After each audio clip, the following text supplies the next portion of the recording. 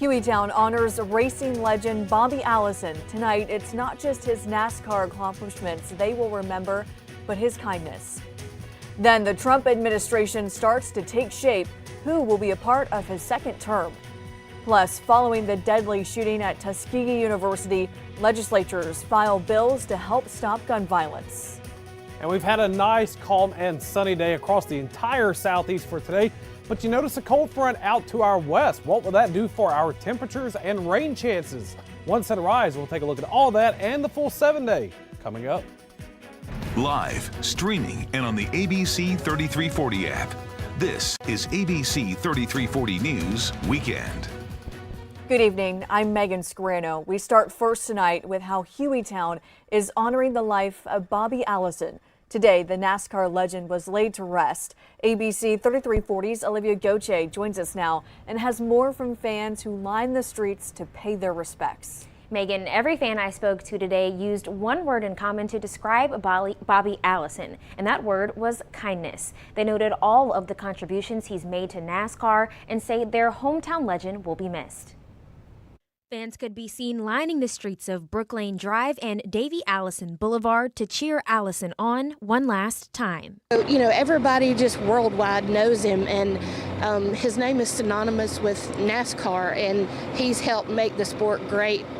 You know, the great sport that it is today. Kindness, the first word that seemed to come to mind for most fans in attendance Saturday, noting what the legend meant to their hometown. I just turned 50, and being here 50 years, my whole entire life, everybody in Alabama, let alone the country, knows about him. You've met him hundreds of times, whether it's, you know, going through a store or the grocery store or something. He was a super nice guy. He helped everybody. I mean, he always had time for you, to ask you questions, and just helping people in racing.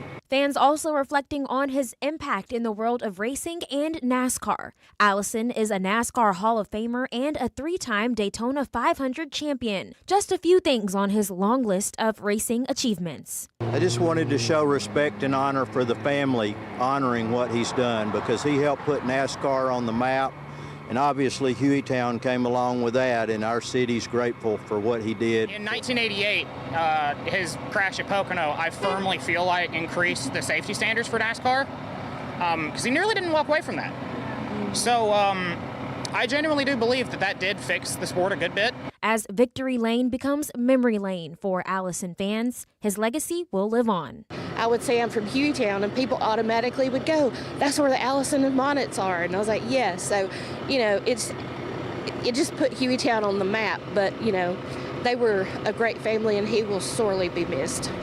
Allison was laid to rest at the Highland Memorial Gardens. In recognition of his enduring contributions, a 2024 ruling by NASCAR acknowledged a disputed 1971 victory, further affirming his 4th place standing on the all-time wins list. In the newsroom, Olivia Goche, ABC 3340 News. 2 police officers who lost their lives in the line of duty were honored at a ceremony in Lincoln. Alan Harmon and Otis Robertson were transporting a suspect for sobriety test on November 16, 1974. The suspect shot and killed the officers as they were traveling along Highway 77. A mile stretch of the highway is now named in their honor 50 years after their death. 2 individuals at very early stages in their lives were taken from not only the city but also from their families, and so the fact that we honor them so many years later is again a reflection of the importance of law enforcement in communities. Both officers were in their 20s. Just into the newsroom, we're learning about a police presence near train tracks in the 15th Street and Avenue G area. Now, this is between the Lipscomb and Winnetka neighborhoods in Birmingham. Police have not confirmed the reason they are on the scene just yet. We will update you as we learn more. One man is dead from a crash in St. Clair County on Friday night. 62-year-old Donald Conway was killed when his Jeep Wrangler left the road, hit a ditch, and overturned. It happened just before 7 on St. Clair County Road 54 near Piney Wood Road. Conway was ejected from his Jeep and pronounced dead on the scene. Aaliyah's Highway Patrol Division is now investigating. A woman is now charged in a deadly crash that happened in Mountain Brook last month. 30-year-old Hannah Williams is charged with reckless manslaughter and leaving the scene of an accident with injuries. Mountain Brook police say 33-year-old Robert May was injured in what was originally believed to be a single vehicle crash on Montclair Road. Police soon discovered a second vehicle had fled the scene. May died at the hospital soon after.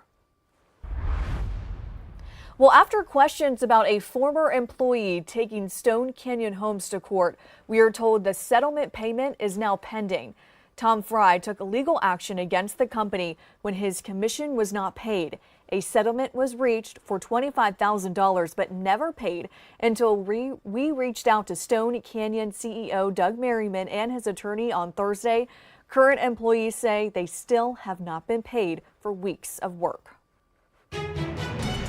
Lots of sunshine across central Alabama today, but we could soon see some much cooler temperatures. With a first look at what to expect over the weekend, here's meteorologist Riley Blackwell. Yeah, today was nearly picture perfect in terms of overall weather conditions across much of the southeast, but just out to our west, we see a cold front that's pushing through the heartland right now. That cold front will likely bring us some showers, maybe thunderstorms, and definitely much cooler temperatures once we get towards really the middle of next week. But until then, a very calm, dry, comfortable, stable air mass remains in place. And here's what we saw in terms of those recorded highs for today. Officially 68 Birmingham, 69 Alabaster, 75 Centerville, 74 in Clanton, 61 Coleman and Haleyville, and temperatures are quickly dropping already. We're at 56 Birmingham, 50 Coleman, Jasper 52, currently up in Haleyville. Now most of us tonight are likely going to be in that low to middle 40 range. Some light cloud cover overhead to start the day tomorrow will give way to tons of sunshine by the afternoon. But how cool can our temperatures get with that cold front? How much rain can we expect? That in the full 7 days, all coming up. Alabama House Democrats are calling for a ban on Glock switches after a shooting at Tuskegee University last weekend that killed one person and injured 16 others. A state bill has been filed that would prohibit possession of pistols with parts installed to convert it into a machine gun. Another bill filed would require a permit to carry an assault weapon on your person or in a vehicle. Police arrested 25-year-old Jaquez Myrick on charges that he had a handgun with a machine gun conversion device. The suspect, Myrick, was taken into custody because he had been found with a handgun with a machine gun conversion device. But that's only illegal from a federal standpoint. 18-year-old LaTravion Johnson was killed in the shooting on campus. Johnson was not a student at the university. One man is in custody in connection to the Monday killing of a man with his grandson in the car. 29-year-old Anson Evans is charged with capital murder in the shooting death of Enrique Cortez Martinez. According to Birmingham police, it happened while Martinez was driving on Parkway East. His 5-year-old grandson was inside of the car at that time. Police say the child was not injured. Evans was taken into custody on Thursday. Investigators believe road rage was a motive in the shooting. A fifth arrest has now been made in the September killing of Jamarcus McIntyre. Zachary Alexander Holmes is the fifth man arrested in connection to the shooting. McIntyre was shot and killed September 22nd in the 700 block of 81st Street South. 4 other men were previously arrested in October. They are Damian McDaniel, Larry Rollins, Naquan Lawler, and DeMarco Beck. A former Birmingham police officer found guilty of capital murder will have her conviction upheld. That's according to Alabama Attorney General Steve Marshall. 44-year-old Alfreda Fluker was convicted of capital murder and attempted murder in February of 2023. In April of 2020, Fluker followed her boyfriend, also a Birmingham police officer, where she saw him with another woman in the car. According to police, Fluker fired into their car, killing the female passenger. Attorneys for Fluker argued for a lesser charge. Fluker was sentenced to 40 years. A caregiver in Etowah County faces charges of credit card fraud and theft Investigators say 27-year-old Brittany Otwell committed financial crimes against the family she was hired by. They say during the time she used a credit card to make unauthorized online purchases. The family alerted authorities after finding suspicious transactions on their financial statements. Otwell was arrested but later released on a $9,000 bond.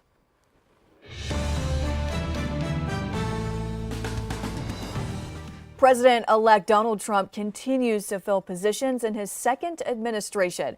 And while picks like Senator Marco Rubio for Secretary of State seem likely to receive Senate approval, some of his other choices are stirring up some controversy. Here's ABC's Perry Russum with the details. President-elect Donald Trump with a controversial choice for Attorney General, former Congressman Matt Gaetz.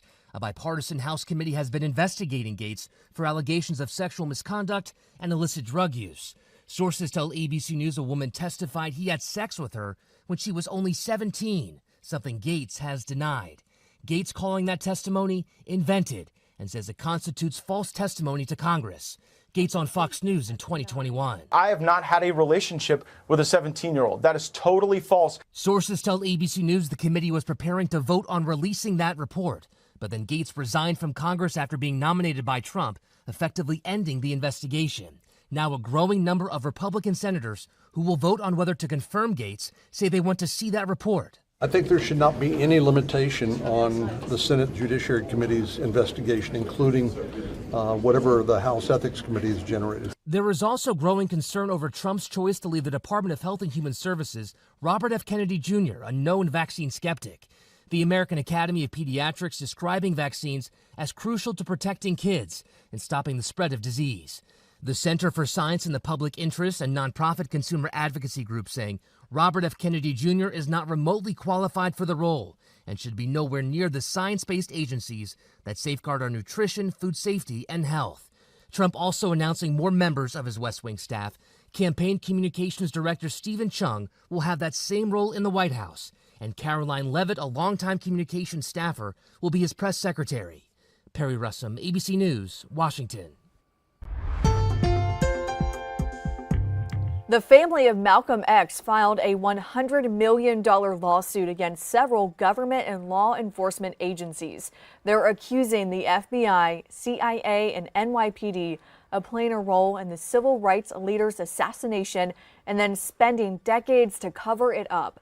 Malcolm X died in 1965 at the age of 39 after multiple men shot him in front of his family during a speech in Harlem. 3 men were convicted, but 2 were exonerated in 2021 after investigations revealed authorities withheld evidence. She's being sporadic, and I don't want you guys to hurt her, please. And please don't send no combative policemen that are prejudiced, please. Okay, well, that would be none of them, man. They just do their job, okay? No, they're scary. I'm scared of the police.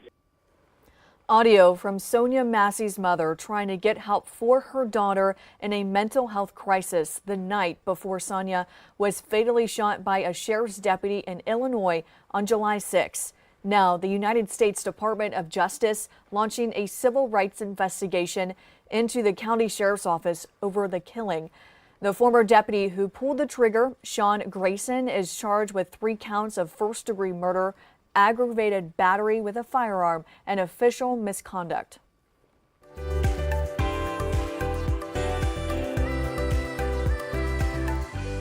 A federal judge has blocked a rule that would have expanded overtime for millions of salaried workers. A judge in Texas sided with the state and other businesses to overturn the rule. In the ruling, the judge agreed the Labor Department exceeded its authority. Under federal law, all hourly workers are entitled to overtime pay after 40 hours. Most salaried workers are exempt from that law. Well, are you getting less spam calls? The amount of telemarketing calls people are receiving has dropped for 3 straight years, according to the FTC. The agency has released its annual Do Not Call Registry data book, which shows unwanted calls are down more than 50% since 2021. Last year, the agency announced Operation Stop Scam Calls, and this year, the FTC banned impersonation of government or business.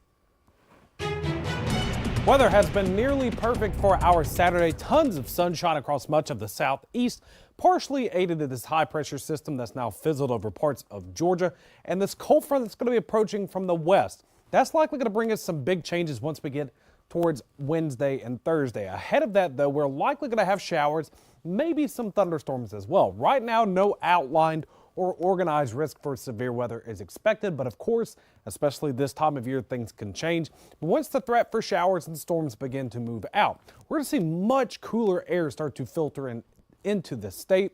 These areas of blue, purple, and pink indicate that cooler air remaining overhead, but eventually as well, any kind of tropical development that could form is going to follow these lines of winds and heights and likely stay well to our south. But the big thing for us is going to be the much colder air. So over the next couple of days, likely mid 70s Sunday, mid to upper 70s for Monday, but then that rain chance arrives Tuesday and Wednesday. And by Thursday and Friday, a lot of us are likely going to be in the middle 50s for our highs. Some places, especially in the northern portion of the state, could be at or below freezing waking up Thursday and Friday morning. But now, let's talk about the rain chances. This cold front is going to be approaching from our west. Now, model timing has kind of been back and forth with this particular system. Right now, it's showing late Monday night into early Tuesday morning will be our best chance to see some showers and even thunderstorm activity. And also, we're likely going to see the heaviest chance of, or the highest chance of the heavier rain will likely be further down to our south, even though rain is likely through a good portion of the state. And we could all be expecting some very beneficial rain as well. Also, modeling is pushing this system out, and by Friday or Wednesday and Thursday, I should say, sunshine will be back abundantly, and we're likely going to see sunshine remaining into Friday and Saturday of next week. But in terms of the rainfall amounts, higher rainfall amounts likely going to be confined further down to our south, even though most of us should be expecting at least a ½ inch of rain. But of course, that system tracks further north. We can see these rainfall amounts track further north as well. And really any rain by this time is greatly beneficial. And taking a quick look at Tropical Storm Sarah, still at 45 miles per hour, National Hurricane Center. Expected landfall sometime tomorrow, likely dissipating and not strengthening before it gets into the Gulf of Mexico. But overnight tonight, still fairly clear and cold, upper 30s to lower to middle 40s. But we're still going to be just fine for the next couple of days. That cold front will be arriving on Tuesday. With that, showers and thunderstorms could be possible. The rain's definitely going to be likely. But then by Thursday and Friday, sunshine will be back, but it's going to be a lot cooler. Highs only in the middle 50s, overnight lows down in the 30s. And you can scan the QR code right here on your screen to get access to the ABC 3340 weather app. The app gives you access to live radar, James's weather blog, and the 7-day forecast. Well, families could be seen decked out in their green today at the McWane Science Center. It was a day full of Wizard of Oz themed events, from science activities, special guests in costume, and 2 showings of the classic movie remastered for IMAX. We are celebrating all things Wizard of Oz with our Road to Oz event today. So all of our programming, our activities, our experiences that we kind of curate for the floor and visitor engagement is all themed for Wizard of Oz. So we have programming running just about every hour today, in addition to our showings of Wizard of Oz in the IMAX. Organizers say this is also gearing up for the premiere of the new Wicked movie.